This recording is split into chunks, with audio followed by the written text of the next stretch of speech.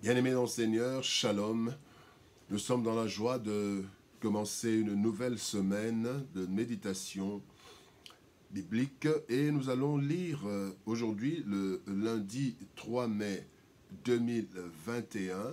Lundi 3 mai 2021, nous allons lire dans Ésaïe chapitre 25 versets 8 et 9. Nous vous saluons au nom de notre Seigneur Jésus-Christ et voici ce que déclarent les Écritures.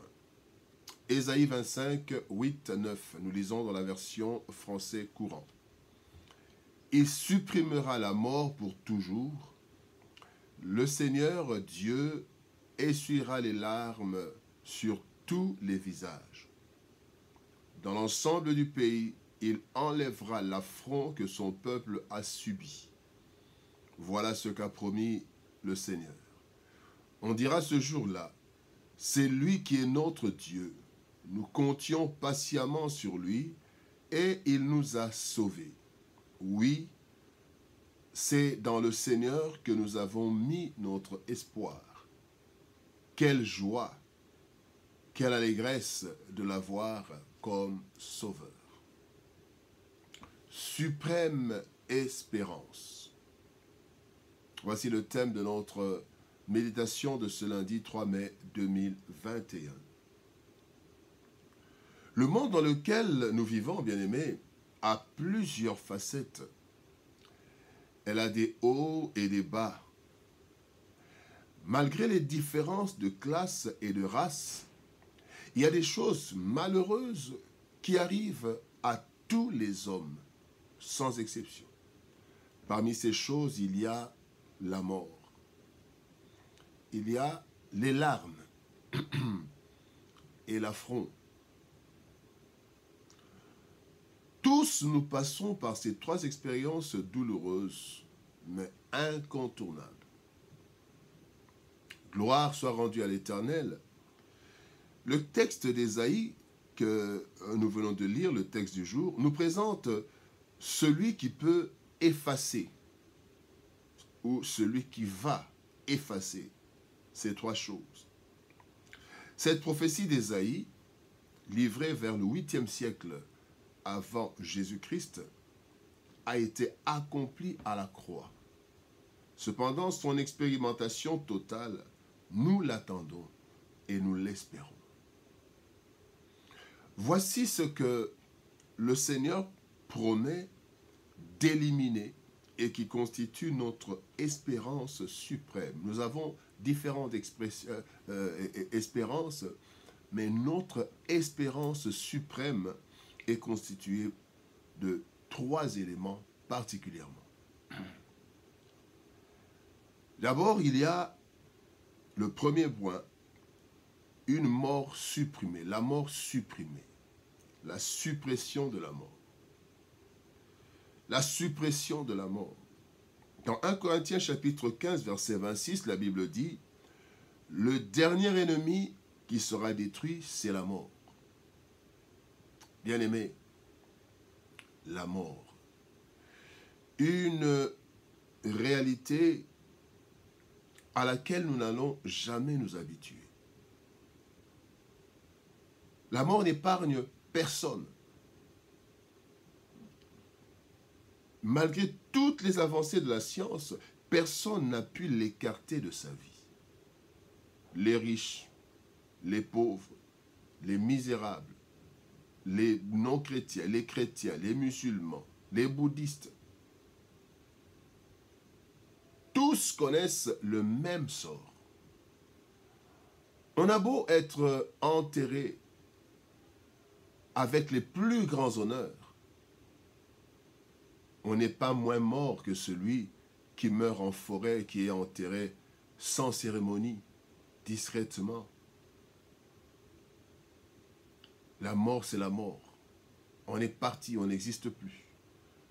Et cela touche toutes les catégories de la société, sans exception. Les clochards meurent, les milliardaires meurent, et parfois même les clochards peuvent durer plus que les milliardaires. Mais en fait, en fin de compte, que vous mouriez à 100 ans, à 10 ans, à 20 ans, à 30, 50 ans, la mort, c'est la mort. Cependant, Christ a vaincu la mort par sa résurrection. Et à tous ceux qui ont cru en lui, il a promis la victoire sur la mort. Christ dit dans Jean chapitre 11, verset 26, « Quiconque vit et croit en moi ne mourra jamais. Crois-tu cela ?» Il dit cela à Marthe et à Marie lors de la mort de Lazare, avant qu'il soit ressuscité. Ici, Christ parle de cette victoire qui est à notre disposition. Nous mourrons un jour, mais nous ressusciterons pour la vie et nous aurons vaincu la mort comme lui, il est mort, il est ressuscité le 3e jour. Et nous mourrons.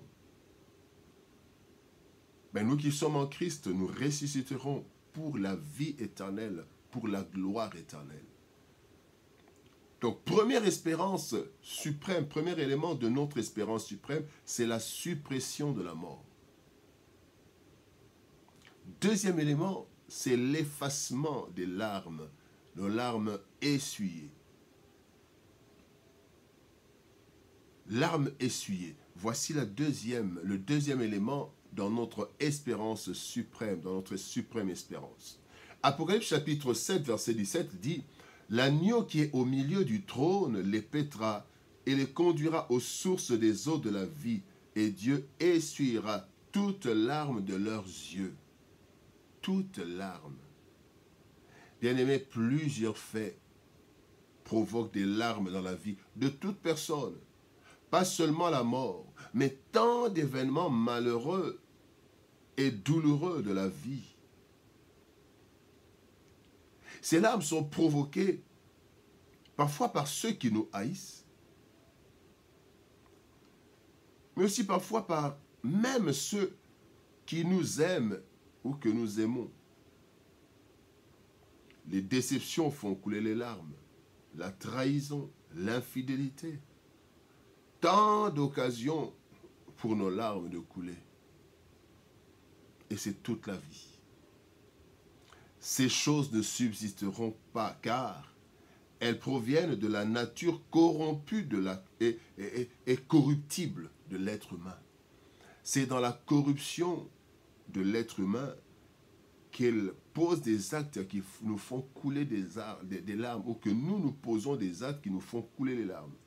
Cependant, sous les nouveaux cieux et sur la nouvelle terre, les êtres humains régénérés totalement ne pourront plus faire couler nos larmes, car nous serons tous devenus incorruptibles. Et ce que la Bible nous dit dans 1 Corinthiens chapitre 15, verset 42. Ainsi en est-il de la résurrection des morts, le corps est semé corruptible, il ressuscite incorruptible. Et donc, la source des larmes sera complètement anéantie, séchée. Troisième élément, dans notre suprême espérance, c'est l'affront enlevé. Luc chapitre 1er, verset 25. C'est la grâce que le Seigneur m'a faite quand il a jeté les yeux sur moi pour ôter mon opprobre parmi les hommes. L'opprobre parmi les hommes. Que d'humiliation à l'église, en famille, dans les affaires, en politique. Le chrétien n'est pas épargné. Même Christ a connu l'humiliation suprême, crucifié presque nu, exposé à la risée de tous. Il a accepté tout cela, cette humiliation. Et ensuite, il a reçu le nom au-dessus de tout nom. Bien-aimé, Christ a accepté l'humiliation, l'affront.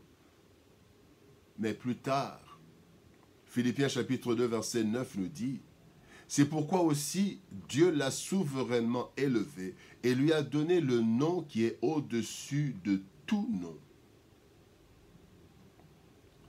La Bible dit dans Romains chapitre 8, verset 17, « Si nous sommes enfants, nous sommes aussi héritiers, héritiers de Dieu et co-héritiers de Christ, si toutefois nous souffrons avec lui afin d'être glorifiés avec lui. » La souffrance de l'affront, Christ l'a connue avant d'être élevé.